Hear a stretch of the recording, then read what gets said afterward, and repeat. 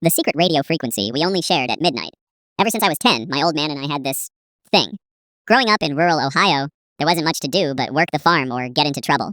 But every Friday night at exactly midnight, my dad would head out to his rusted out '72 Chevy pickup, and he'd let me ride shotgun. We wouldn't drive. We'd just sit there in the pitch black silence of the cornfields and tune the radio to the static between stations. He called it listening for the stars.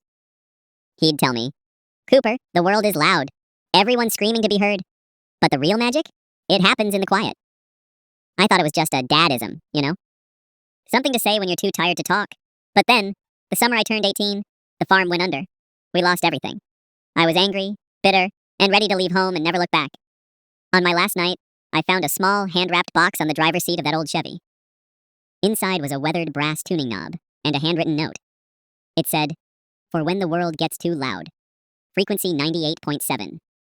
I'll be there." I moved to Chicago. Life got fast. I forgot about the quiet. I forgot about the stars. Until last Tuesday. My dad passed away peacefully in his sleep, holding a transistor radio. At the wake, my aunt handed me a cassette tape. She said he'd recorded it years ago, but made her promise to give it to me only when the time came. I sat in my car, hands shaking, and popped it in. It wasn't a speech. It wasn't a will. It was 45 minutes of static. But as I listened, through the white noise, I heard it. A faint, rhythmic tapping. My dad's wedding ring, clicking against the dashboard of the old Chevy.